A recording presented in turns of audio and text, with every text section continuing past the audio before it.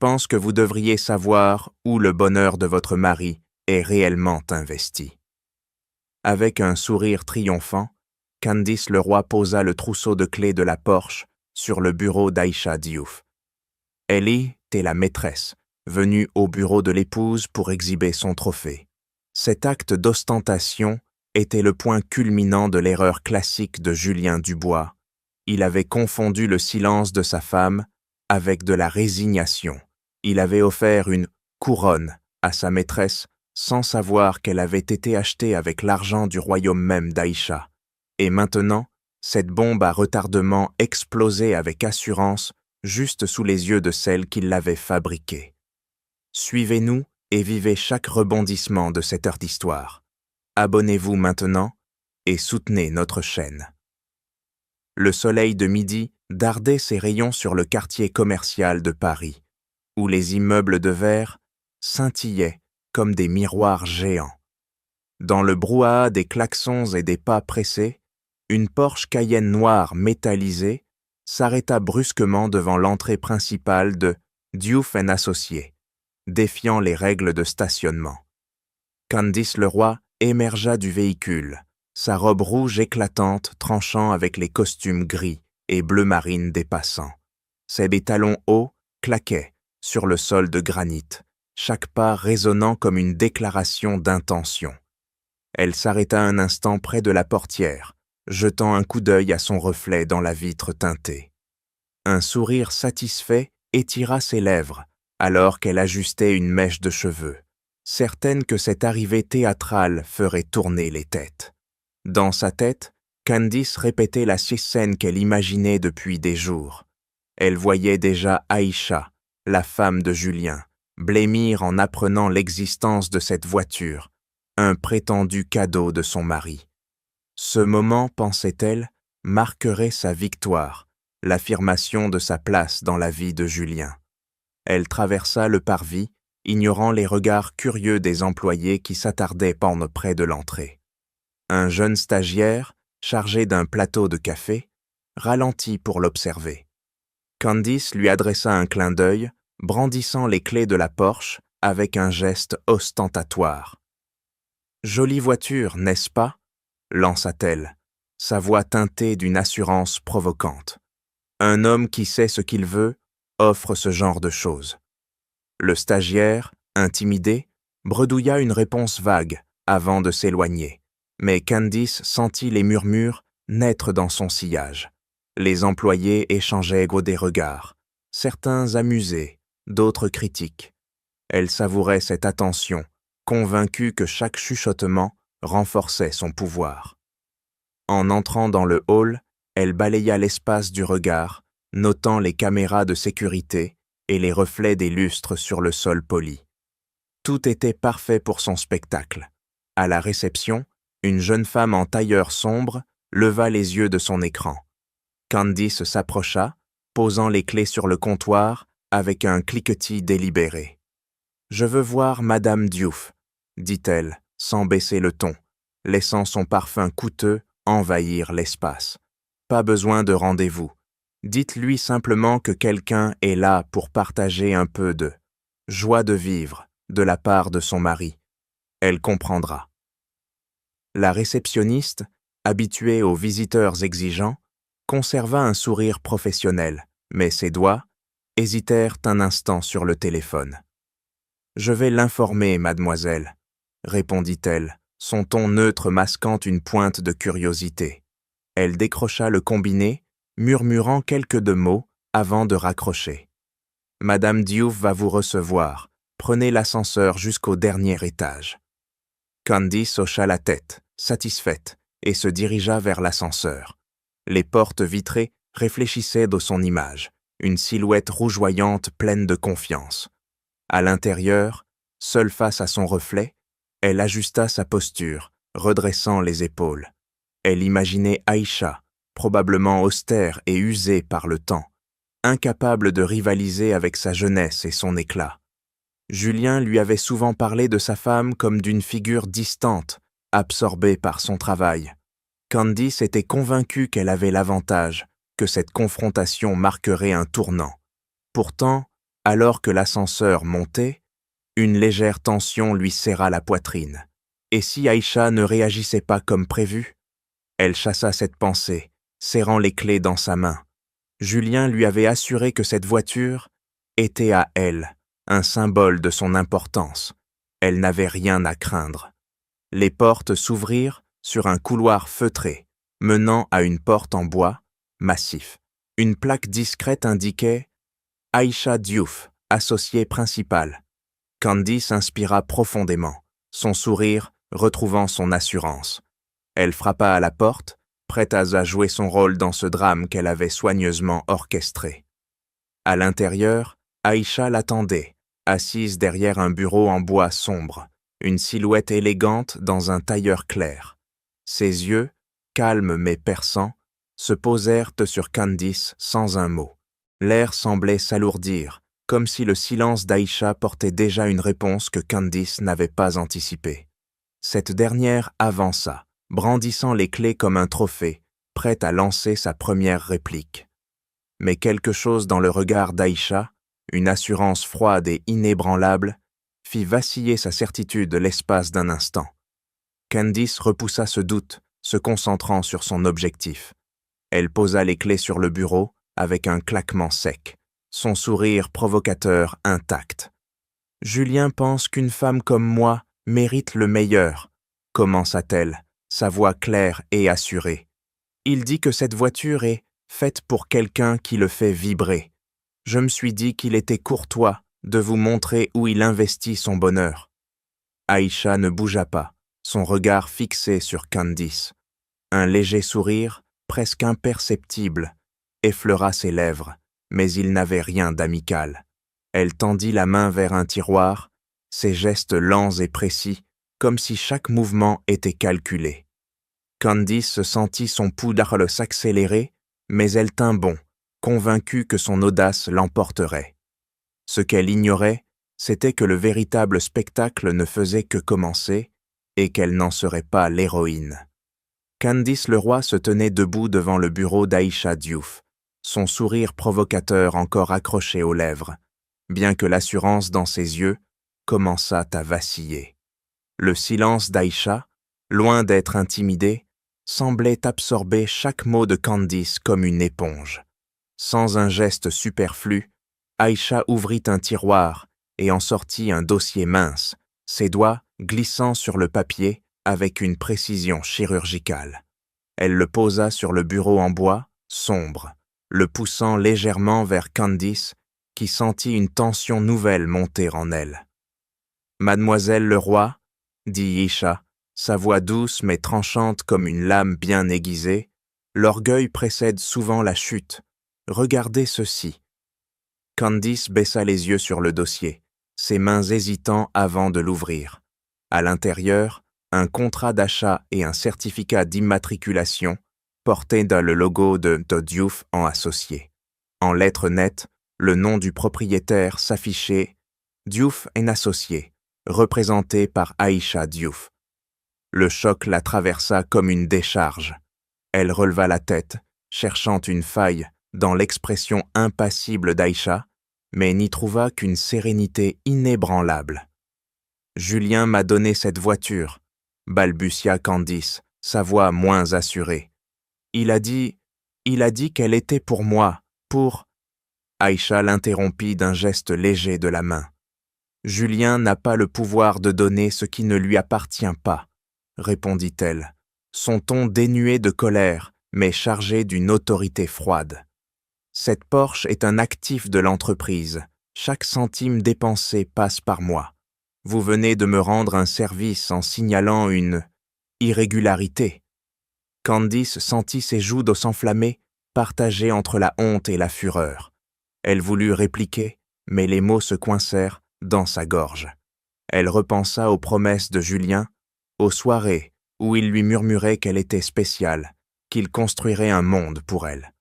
Tout cela semblait maintenant aussi fragile qu'un château de cartes. « Vous mentez », lâcha-t-elle enfin, mais sa voix tremblait, trahissant son doute. Aïcha se pencha légèrement en avant, son regard perçant comme si elle lisait chaque pensée de Candice. Les documents ne mentent pas, mademoiselle. Contrairement aux hommes. Elle marqua une pause, laissant le poids d'un de ses mots s'installer. Maintenant, si vous permettez, j'ai une réunion à préparer. Candice serra les clés dans sa main, les ongles s'enfonçant dans sa paume. Elle voulut dire quelque chose, n'importe quoi, pour reprendre le contrôle, mais l'humiliation la paralysait. Elle tourna les talons, ses talons claquant moins fort qu'à son arrivée, et quitta le bureau sans un mot de plus. Dans l'ascenseur, seule, elle fixa son reflet dans le miroir. Le rouge de sa robe, qu'elle avait choisi pour éblouir, lui semblait maintenant criard, presque ridicule. Ses pensées tourbillonnaient.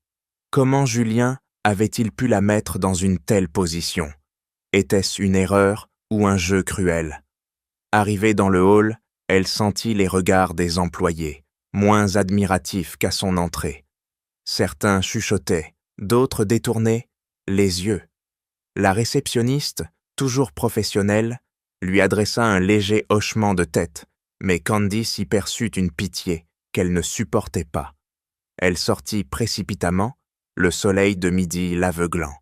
La Porsche trônait toujours sur le parvis, mais elle ne lui inspirait plus de fierté. Elle s'arrêta près de la portière, hésitant à monter. Son téléphone vibra dans son sac. C'était Julien. Elle décrocha, la voix tremblante de colère. « Tu m'as humiliée !» siffla-t-elle sans préambule. « Tu m'as dit que cette voiture était à moi, et maintenant je passe pour une idiote devant ta femme !»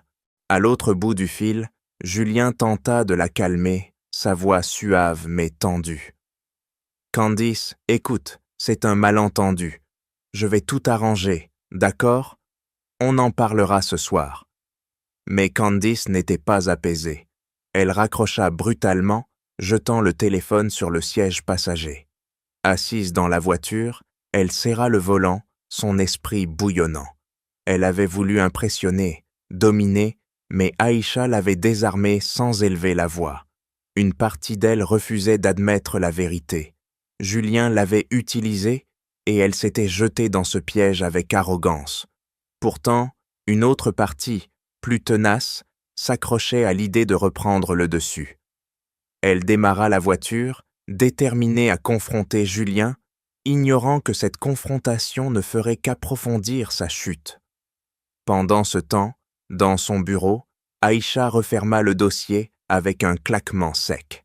Elle se leva, s'approchant de la fenêtre donnant sur la ville.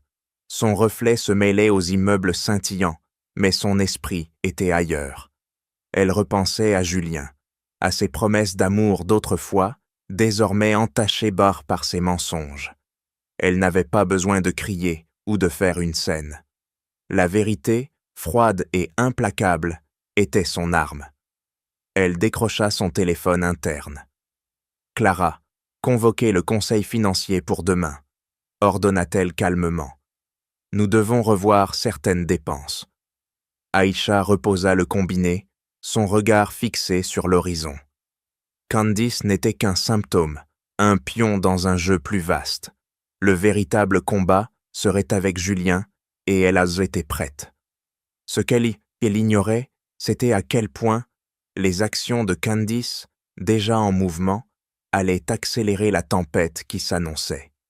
Julien Dubois franchit la porte du Pantouse, son costume encore froissé par une journée de réunions interminables. La lumière douce des lampes projetait des ombres sur les murs, mais l'atmosphère était lourde, presque palpable. Aïcha était assise sur le sofa, un livre posé sur ses genoux, une tasse de thé fumante à la main. Elle ne leva pas les yeux immédiatement, laissant le silence accueillir Julien comme une barrière invisible. Il tenta un sourire, celui qu'il utilisait pour désamorcer les tensions, mais il sentit tout de suite que ce soir, cela ne suffirait pas. « Longue journée ?» demanda-t-il, posant sa mallette près de l'entrée. Sa voix était légère, mais ses épaules tendues trahissaient son appréhension. Il avait entendu les murmures dans les couloirs de l'entreprise, les regards en coin des collègues. La visite de Candice au bureau d'Aïcha était déjà un sujet brûlant, et il savait que sa femme en était informée. Aïcha referma son livre avec un geste précis, ses doigts glissant sur la couverture comme si elle caressait une arme. « Assez intéressante, » répondit-elle, son ton calme mais chargé d'une intensité contenue. Elle se leva, traversant la pièce pour poser le livre sur une étagère. Puis, sans se retourner, elle ajouta « J'ai examiné quelques comptes aujourd'hui, Julien. Des dépenses, inattendues. » Elle se tourna enfin, tenant une liasse de documents qu'elle posa sur la table basse avec une lenteur délibérée. Les relevés pétium, les relevés bancaires, marqués de transactions récentes, brillaient sous la lumière tamisée. Julien sentit son estomac se nouer. Il s'approcha, jetant un coup d'œil aux chiffres. Un paiement pour un appartement à Saint-Germain, des factures de bijouterie, des réservations dans des hôtels de luxe. Il ouvrit la bouche pour parler, mais Aïcha le devança. « Explique-moi, » dit-elle, ses yeux plantés dans les siens. « Ces dépenses, pour quels projets sont-elles destinées ?» Julien passa une main dans ses cheveux, cherchant une issue. « Ce sont des frais professionnels, Aïcha. Tu sais comment ça fonctionne. Les clients, les partenaires, il faut entretenir les relations. » Sa voix vacillait, manquant de conviction. Il tenta de sourire, mais le regard d'Aïcha, immobile et perçant, le cloua sur place. « Des relations, » répéta-t-elle, le mot tombant comme une pierre. « Et Candice Leroy, c'est une partenaire, une cliente ?» Elle fit un pas vers lui, sa présence imposante malgré sa silhouette élégante. Parce que ses visites au bureau et ses exhibitions ne semblent pas très professionnelles. Julien sentit la sueur perler sur son front. Il voulut répondre, mais son téléphone vibra dans sa poche, le nom de Candice s'affichant sur l'écran. Le silence d'Aïcha s'alourdit encore, comme si elle avait anticipé ce moment. « Réponds, » dit-elle, son ton dénué d'émotion. « Elle semble avoir besoin de toi, plus que moi, apparemment. » Il hésita, puis décrocha, s'éloignant vers la cuisine pour murmurer dans le combiné. « Candice, ce n'est pas le moment, » siffla-t-il, tentant de garder sa voix basse. « Tu as causé assez de problèmes aujourd'hui. » À l'autre bout, la voix de Candice était stridente, pleine de reproches. « Tu m'as ridiculisé, Julien. Tu m'as dit que cette voiture était à moi, et maintenant ta femme me traite comme une voleuse. » Julien ferma les yeux, sentant le poids de ses choix s'abattre sur lui. Il murmura des promesses vagues, assurant qu'il réglerait tout, mais son esprit était ailleurs. Il repensait à ses débuts avec Aïcha, à la femme brillante qui l'avait séduit par son intelligence et sa force. Comment en était-il arrivé là, à jongler entre deux vies, chacune menaçant de détruire l'autre? Il raccrocha, revenant au salon où Aïcha l'attendait, toujours debout, les bras croisés. « Tu as fini ?» demanda-t-elle, sans une once de sarcasme, mais avec une froideur qui le fit frissonner. « Aïcha, écoute, je peux tout expliquer, » commença-t-il, levant les mains comme pour apaiser une tempête. Ce n'était pas censé aller si loin. Candice, c'est une distraction, rien de sérieux. Aïcha inclina légèrement la tête, comme si elle étudiait un spécimen étrange. « Une distraction, » répéta-t-elle. « Et cet appartement, ces bijoux, ces hôtels, des distractions aussi ?» Elle s'approcha de la table, tapotant les relevés du bout des doigts. « Tu as d'utiliser les fonds de notre entreprise, Julien. Notre entreprise. » Il voulut protester, mais les mots lui manquèrent.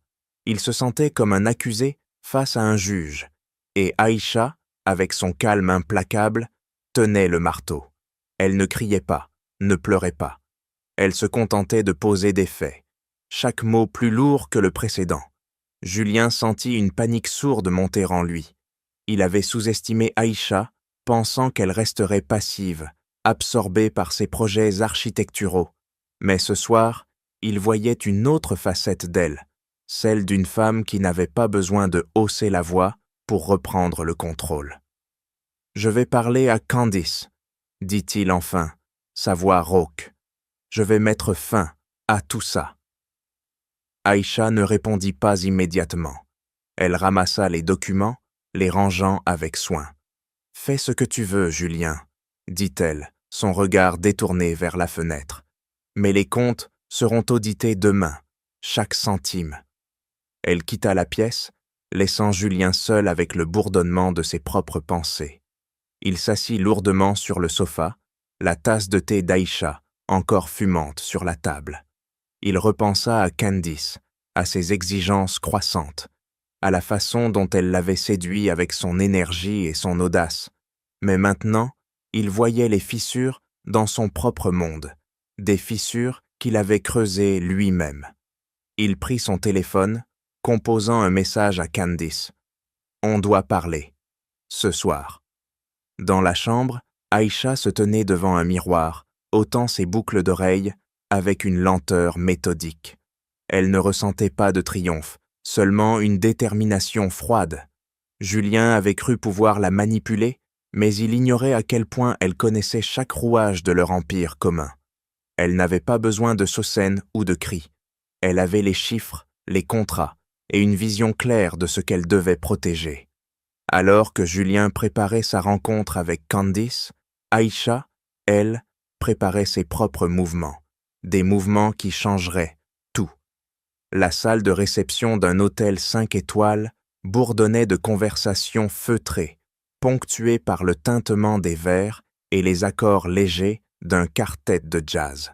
Julien Dubois ajusta sa cravate, tentant de masquer la tension qui crispait ses traits. Il avait passé la journée à esquiver les regards curieux de ses collègues. Mais ce soir, à ce cocktail réunissant l'élite des affaires parisiennes, il n'avait nulle part où se cacher. Candice Leroy, quant à elle, fit son entrée dans une robe scintillante, plus audacieuse que jamais, déterminée à reconquérir l'admiration qu'elle sentait lui échapper. Aïcha, en revanche, se tenait au centre d'un groupe d'investisseurs, son tailleur sombre élégant, attirant les regards par sa sobriété sophistiquée. Candice traversa la salle, son sourire éclatant masquant une nervosité grandissante. Elle s'attendait à être entourée, comme à son habitude, mais les invités ne lui accordaient que des hochements polis, leurs yeux glissant rapidement vers Aïcha. Elle s'arrêta près d'un serveur, saisissant une coupe de champagne pour se donner une contenance. Elle tenta d'engager la conversation avec un couple de financiers, vantant un récent voyage à Monaco, mais leurs réponses fouettaient que des brèves, leur sourire crispé. Elle sentit un froid inhabituel, comme si un mur invisible s'était dressé autour d'elle. Julien, de son côté, fut intercepté par un partenaire de longue date, Bernard, qui l'attira à l'écart. « Julien, il faut qu'on parle », murmura Bernard, son ton grave. « Les rumeurs sur toi et cette femme avec la voiture de ta femme.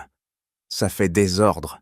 Les clients veulent moins de la stabilité, pas des scandales. » Julien sentit une chaleur monter à ses joues. « Ce n'est rien, Bernard. Un malentendu.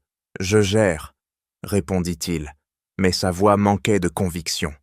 Il chercha Candice du regard, la repérant près d'une colonne, entourée d'un vide social qu'elle semblait ne pas comprendre. Sa colère monta. Elle l'avait mis dans cette position avec son arrogance et son besoin d'exhiber leur liaison. Il traversa la salle, l'attrapant par le bras, pour l'entraîner vers un coin plus discret. « À quoi tu joues, Candice ?» siffla-t-il, son regard dur. « Tu te pointes au bureau d'Aïcha, tu fais un cirque avec cette voiture, et maintenant tout le monde en parle. » Candice se dégagea, son propre agacement éclatant. « Tu m'as dit que c'était mon cadeau, Julien. Tu m'as laissé croire que j'étais spécial, et maintenant je passe pour une idiote. » Sa voix, trop forte, attira quelques regards curieux. Elle baissa le ton, mais ses yeux brillaient de colère. « Tu m'as utilisé pour provoquer ta femme, et c'est moi qui paye le prix. » Julien passa une main sur son visage, sentant le contrôle lui échapper. « Écoute, je vais régler ça, mais arrête de faire des vagues, d'accord ?» Il voulut ajouter quelque chose, mais un autre partenaire s'approcha, l'interrompant pour discuter d'un contrat. Julien se força à sourire, mais l'échange était tendu, le regard de l'homme trahissant un doute nouveau. Pendant ce temps, Aïcha discutait avec un groupe d'investisseurs, son aisance naturelle captivant son auditoire.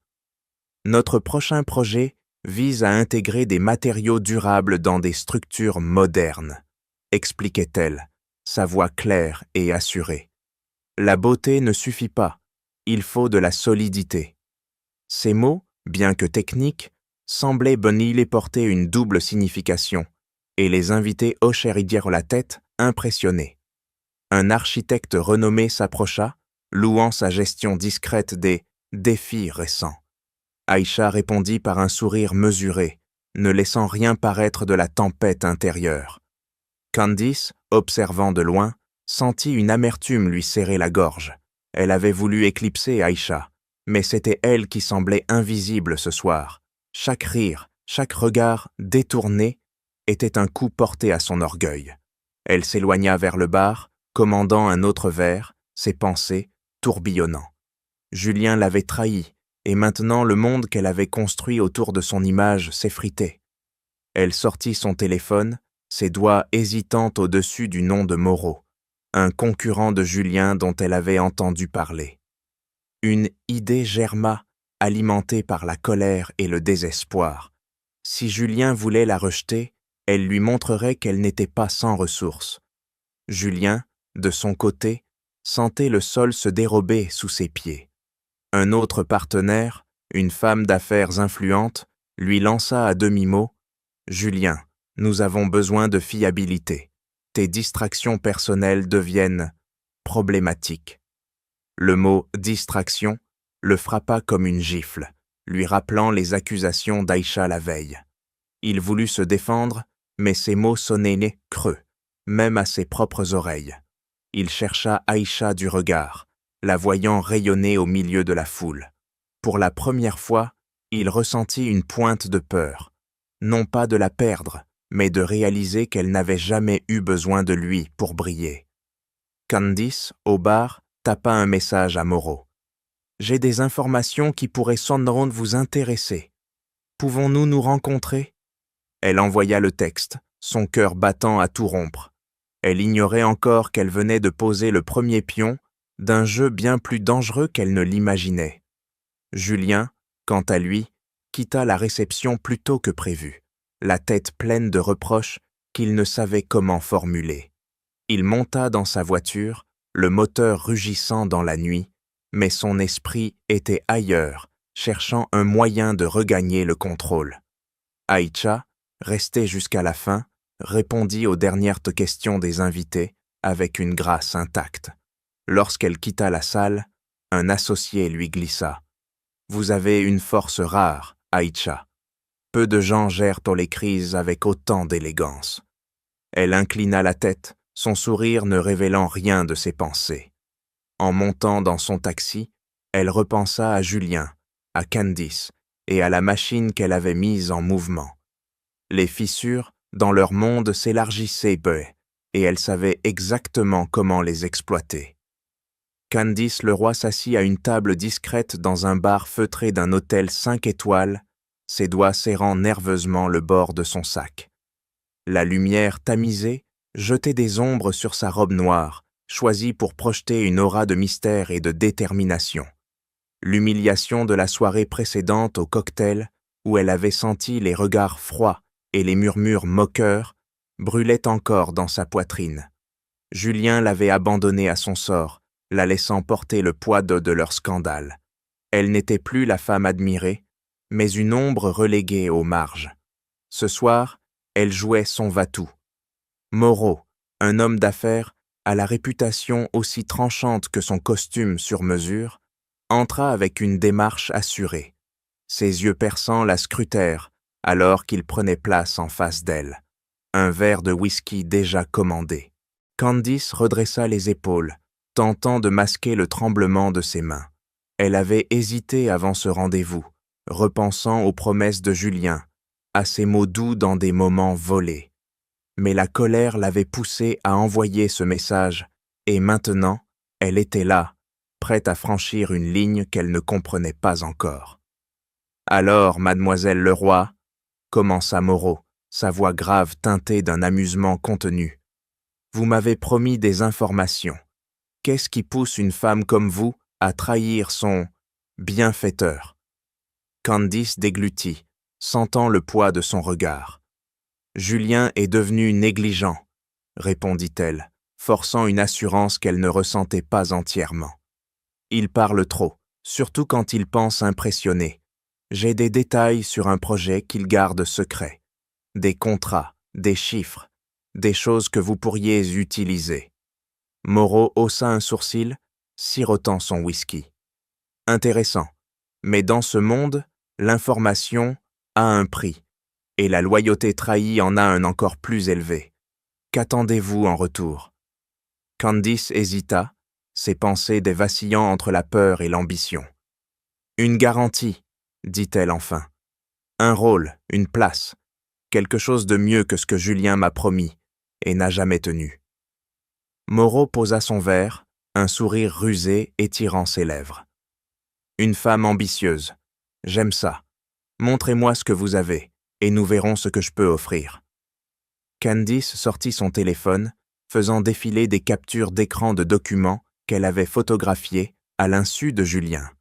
Des emails confidentiels, des projections financières, des plans pour une acquisition majeure. Elle les fit glisser sur la table, son cœur battant à l'idée de ce qu'elle venait de faire. Moreau parcourut les images, son expression passant de la curiosité à une satisfaction froide. « C'est un bon début, » dit-il, rangeant son propre téléphone. « Mais j'aurai besoin de plus. Des originaux, peut-être. Pouvez-vous les obtenir ?» Candice hocha la tête, bien que l'idée de fouiller davantage dans les affaires de Julien la terrifia. « Je peux essayer, » murmura-t-elle, sa voix moins assurée. Elle voulait reprendre le contrôle, montrer qu'elle n'était pas seulement une victime des jeux de Julien, mais chaque mot de Moreau semblait l'entraîner plus loin dans un piège qu'elle ne voyait pas encore. « Bien, » répondit-il, se levant. « Je vous contacterai. Mais soyez discrète, mademoiselle.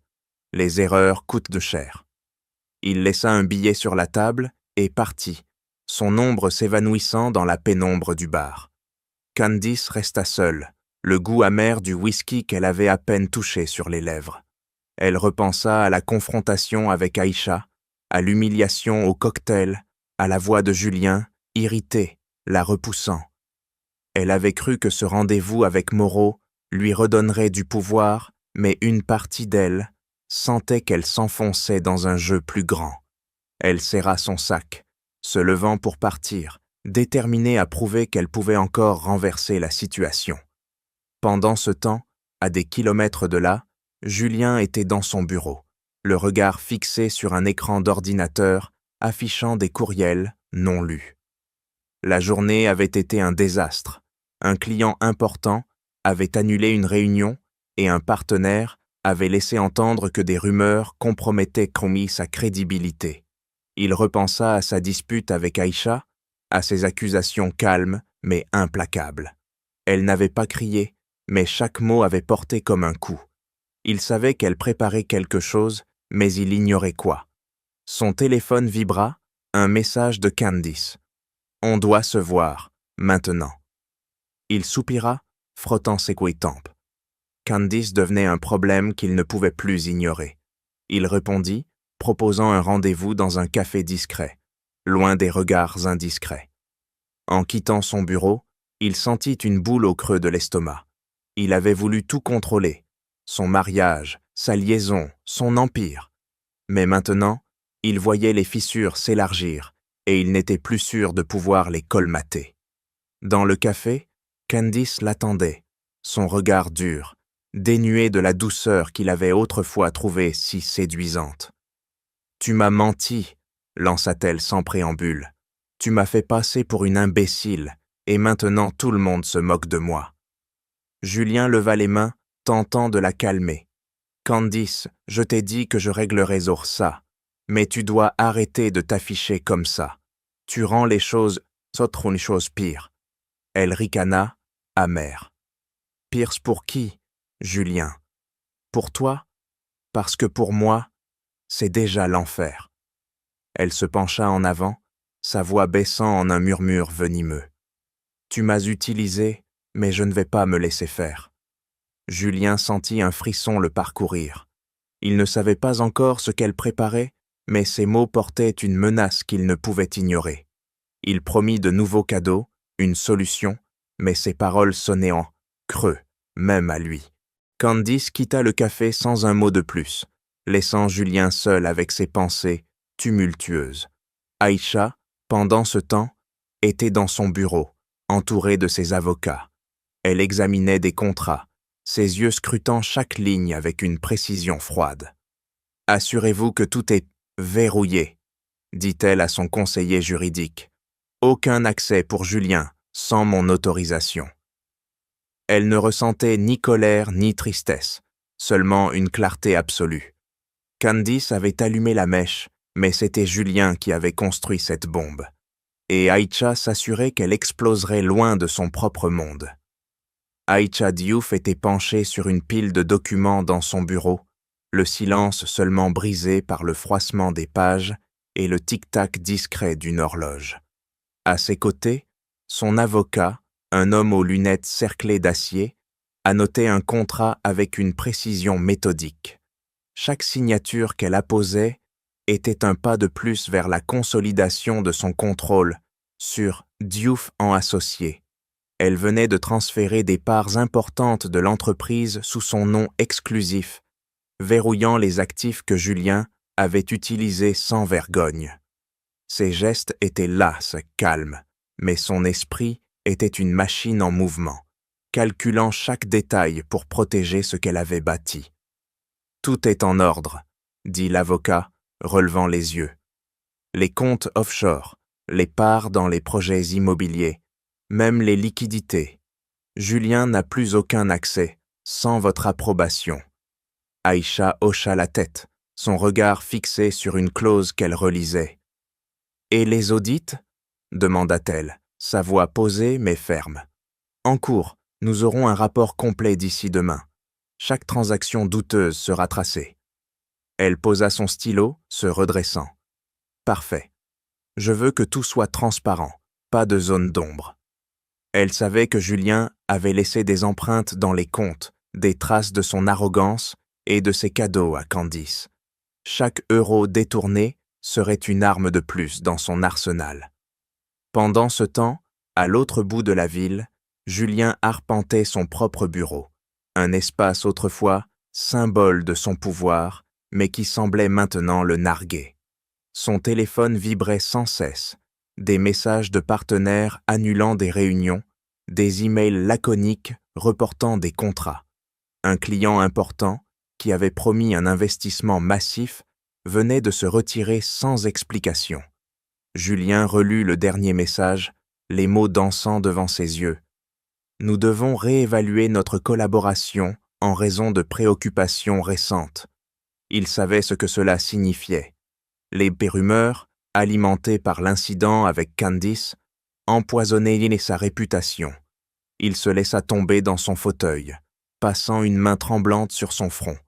Il repensa à la confrontation avec Aïcha, à son calme glacial qui l'avait désarmé. Il avait cru pouvoir la manipuler, la convaincre de fermer les yeux, mais elle était déjà plusieurs coups en avance. Il tenta de l'appeler, mais son numéro passa directement sur messagerie. Désespéré, il décida de se rendre à son bureau, espérant une chance de la raisonner. Lorsqu'il entra, Aïcha était seule, classant des dossiers. Elle ne leva pas les yeux, continuant son travail comme si sa présence était insignifiante. « Aïcha » commença-t-il, sa voix hésitante. « Je sais que j'ai merdé, mais on peut arranger ça. Toi et moi, on a construit cette entreprise ensemble. » Elle posa un dossier, son regard enfin croisant le sien. « Ensemble ?» répéta-t-elle, un sourcil arqué. « Tu as utilisé nos fonds pour financer tes caprices, Julien. Tu as mis en danger tout ce que j'ai construit. » Il avança d'un pas, les mains ouvertes en un geste de supplication. « Je vais tout arrêter avec Candice, je te le promets. Donne-moi une chance de me rattraper. » Aïcha inclina la tête, son expression indéchiffrable. Les chances ne se donnent pas, Julien. Elles se méritent. Et toi, tu as épuisé les tiennes. Elle se détourna, reprenant son travail. Sors, s'il te plaît. J'ai du travail. Julien resta figé, les mots coincés dans sa gorge. Il quitta le bureau, le poids de son rejet comme une pierre sur ses épaules. En revenant à son étage, il fut intercepté par son assistant, un jeune homme nerveux tenant une tablette. « Monsieur Dubois, il y a un problème, » dit-il, la voix tremblante. Des informations sur le projet de la tour Nord ont fuité. Un concurrent semble avoir des détails qu'il ne devrait pas avoir. Julien sentit son sang se glacer. « Comment est-ce possible ?» demanda-t-il, bien qu'une suspicion commence à germer. Candice. Elle était la seule à avoir eu accès à certains de ces échanges, à des moments où il s'était vanté de ses projets pour l'impressionner. Il attrapa son téléphone, composant son numéro avec une colère grandissante. « Candice, qu'est-ce que tu as fait ?» aboya-t-il dès qu'elle décrocha. « Tu as parlé à quelqu'un de mes affaires ?» À l'autre bout, Candice, assise dans un café, serra son téléphone. « Je ne sais pas de quoi tu parles, » répondit-elle, mais sa voix manquait de conviction. Elle repensa à sa rencontre avec Moreau, à la satisfaction dans ses yeux lorsqu'elle lui avait transmis les documents. Une peur sourde l'envahit, mais elle la repoussa, refusant d'admettre qu'elle avait peut-être fait une erreur. « Ne me mens pas !» cria Julien, attirant l'attention d'un collègue passant dans le couloir. « Si tu as parlé, Candice, tu vas le regretter. » Elle raccrocha, son cœur battant à tout rompre. Elle voulait croire que Moreau la protégerait, qu'il tiendrait ses promesses, mais au fond, elle sentait qu'elle s'était aventurée sur un terrain glissant. Elle quitta le café, déterminée à obtenir des garanties de Moreau, ignorant qu'il avait déjà commencé à utiliser ces informations pour orchestrer une offensive contre Julien. Aïcha, dans son bureau, reçut un appel de son avocat. « Nous avons trouvé des irrégularités supplémentaires, » dit-il, « des transferts effectués par Julien vers des comptes non autorisés, et il y a des rumeurs de fuite d'informations. » Aïcha ferma les yeux un instant, absorbant l'information. « Continuez à creuser, » répondit-elle, « et préparez les documents pour le conseil d'administration. » Elle savait que Julien était en train de s'enfoncer et que Candice, par ses actions désespérées, accélérait sa chute. Mais elle ne ressentait ni joie ni pitié. Elle se contentait d'avancer, chaque décision renforçant l'étau autour de ceux qui avaient d'emblée cru pouvoir la défier. Julien, quant à lui, fixait l'écran de son ordinateur, un email d'un client annulant un autre contrat.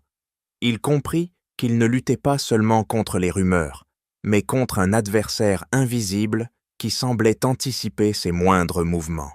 Il ignorait encore que cet adversaire n'était pas seulement Aïcha, mais aussi les conséquences de ses propres choix, amplifiées par la trahison de Candice.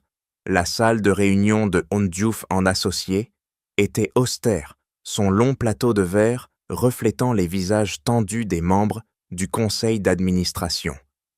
Julien Dubois se tenait à l'extrémité, les mains crispées sur le dossier d'une chaise, tentant de projeter une assurance qu'il ne ressentait plus. Les murmures des dernières 2 semaines sont transformés en accusations concrètes, et l'air vibrait d'une tension palpable. Moreau, le concurrent rusé, avait orchestré une présentation dévastatrice, dévoilant des documents internes de l'entreprise que Julien avait cru protéger.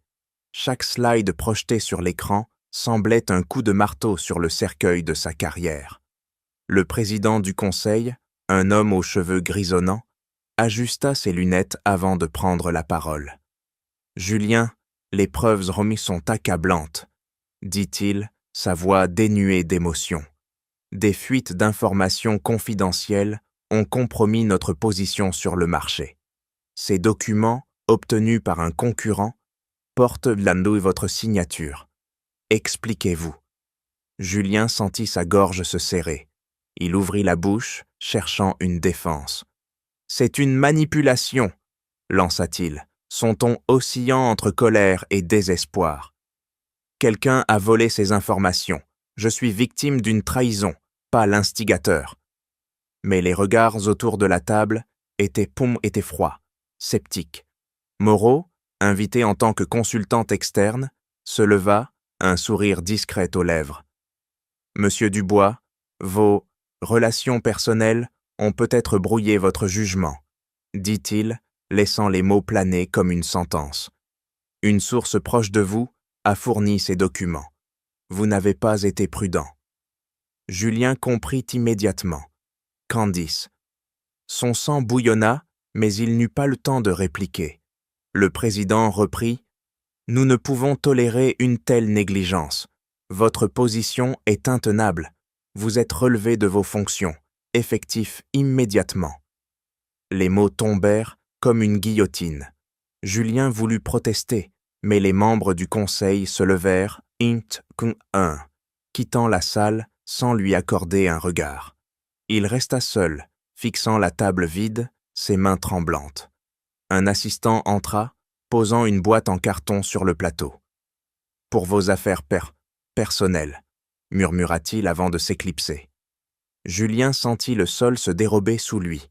Il ramassa quelques objets, une photo encadrée, un stylo gravé, et quitta l'immeuble sous une pluie fine, chaque pas alourdi par l'humiliation. Au même moment, Candice Leroy était assise sur un trottoir, entourée de valises entassées à la hâte. L'email qu'elle venait de recevoir de l'avocat de Moreau était bref et cinglant. « Votre collaboration n'est plus requise. L'appartement doit être libéré aujourd'hui. » Elle fixa l'écran, les larmes brouillant sa vision. La promesse de Moreau, une place, une protection, s'était évaporée comme une illusion. Elle repensa à leur rencontre, à son sourire de prédateur, et comprit qu'elle n'avait été qu'un pion dans son jeu. Candice tenta de joindre Julien, mais son numéro était bloqué. Elle envoya un message, puis un autre, suppliant une réponse, mais seul le silence lui répondit. Elle se leva, traînant ses valises vers un taxi, ignorant les regards des passants. L'image qu'elle avait soigneusement construite, celle d'une femme intouchable, entourée de luxe, s'effondrait. Elle avait cru pouvoir manipuler Moreau, mais il l'avait utilisé, tout comme Julien l'avait fait. La honte la consumait, mêlée d'une colère qu'elle ne savait plus où diriger. À Sos, Diouf et associé, Aïcha était informée des événements par son avocat, qui lui tendit un rapport détaillé. Les fuites viennent de Julien, via cette femme, Leroy, dit-il. Moreau a tout orchestré. Le conseil n'avait pas d'autre choix que de le limoger. Aïcha hocha la tête, son visage impassible. « Et les actifs ?» demanda-t-elle, sa voix stable. « Sécurisés. Vous avez le contrôle total. » Elle referma le rapport, se levant pour regarder par la fenêtre. Elle ne ressentait ni triomphe ni joie. Julien avait creusé sa propre tombe, et Candice, par son désespoir, avait fourni la pelle. Aïcha avait simplement veillé à ce que l'entreprise, son œuvre, reste intacte. Elle pensa brièvement à Julien, à l'homme qu'il avait été avant de se perdre dans son orgueil. Mais ce souvenir s'effaça vite, remplacé par une détermination froide. Julien, dans sa voiture sous la pluie, fixait le pare-brise, les essuie-glaces rythmant ses pensées. Il repensa à ses années avec Aïcha, à la façon dont elle l'avait soutenu, conseillé, aimé. Il avait cru pouvoir tout avoir, l'admiration d'Aïcha, l'adoration de Candice, le pouvoir dans les affaires. Mais maintenant, il n'avait plus rien. Il envisagea de l'appeler, de s'excuser, mais il savait que ses mots seraient vains. Il démarra, roulant sans destination précise, le poids de son échec comme un passager silencieux.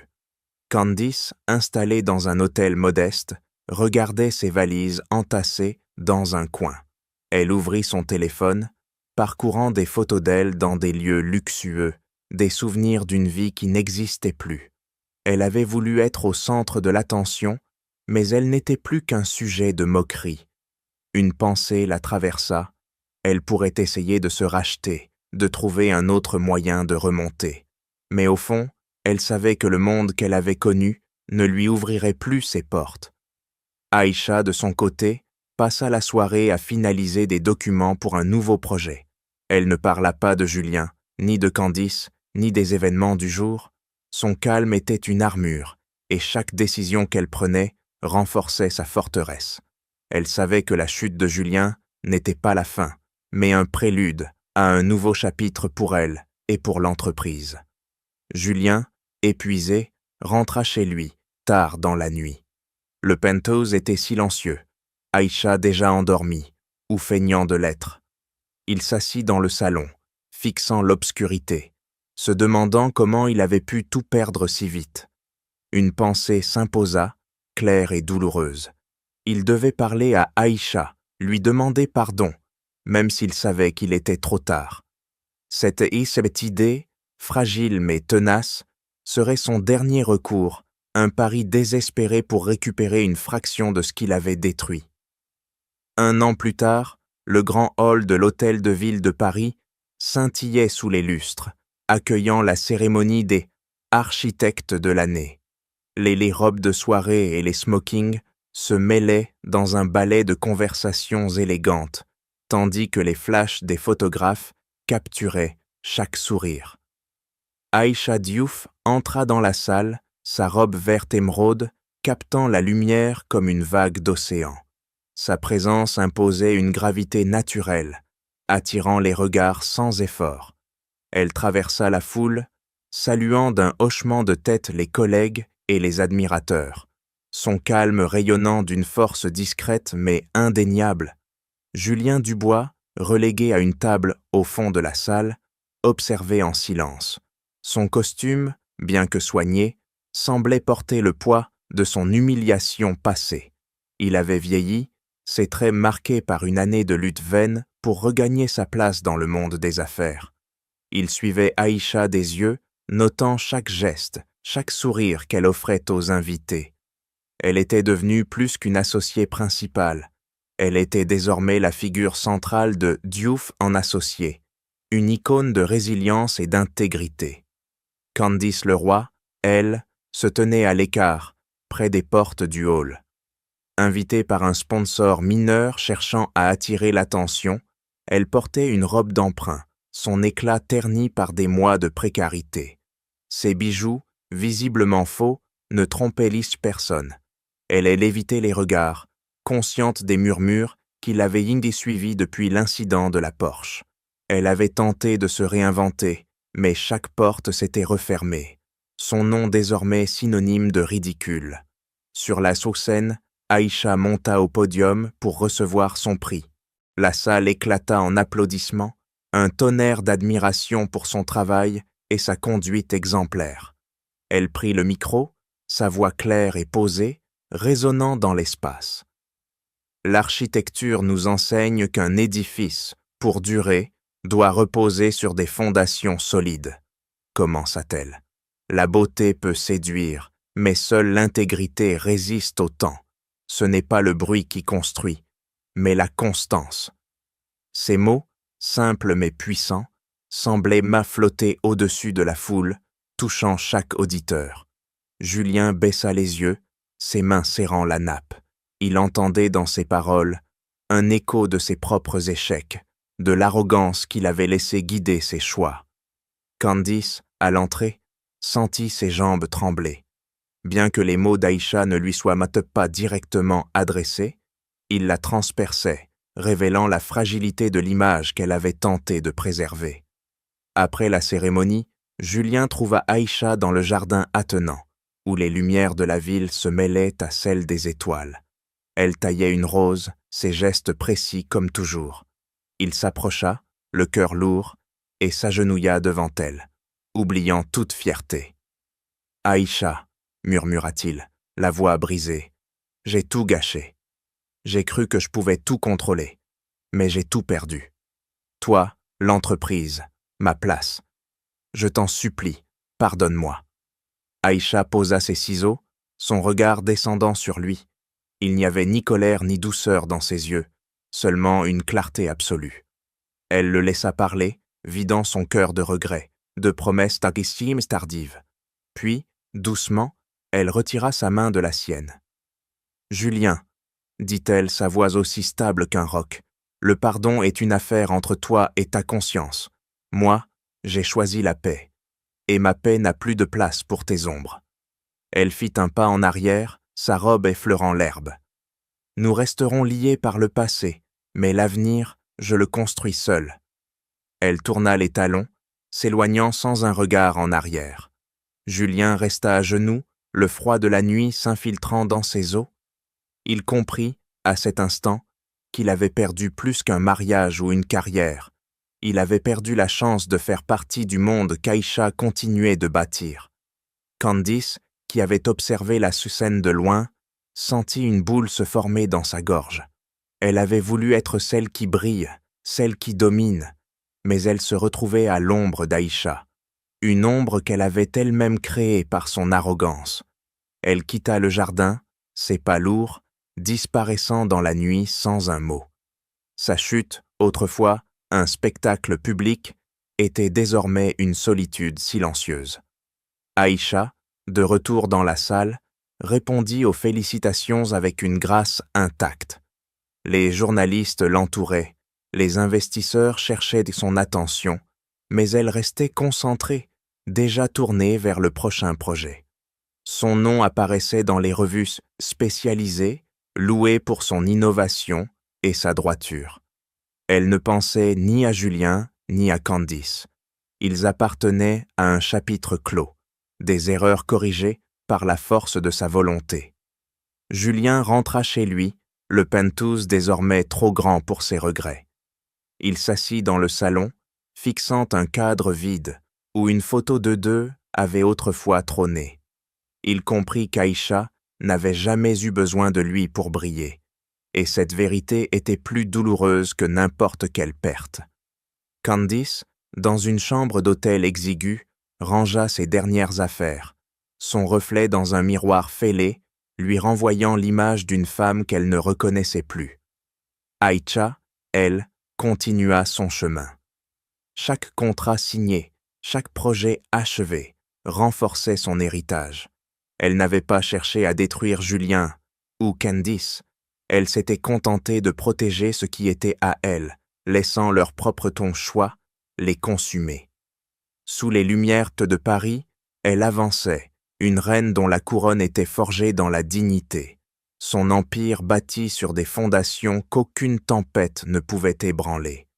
Merci d'avoir suivi l'histoire d'Aïcha, Julien et Candice, un récit tissé de passion, de trahison et de résilience. Qu'en pensez-vous? Quels choix d'Aïcha vous ont marqué ou quelles leçons tirez-vous des chutes de Julien et Candice?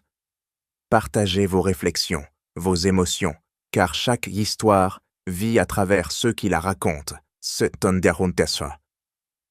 Telle est l'écoute. Merci pour votre présence et votre soutien. À très bientôt pour une nouvelle histoire. Pose nouvelle histoire, bé.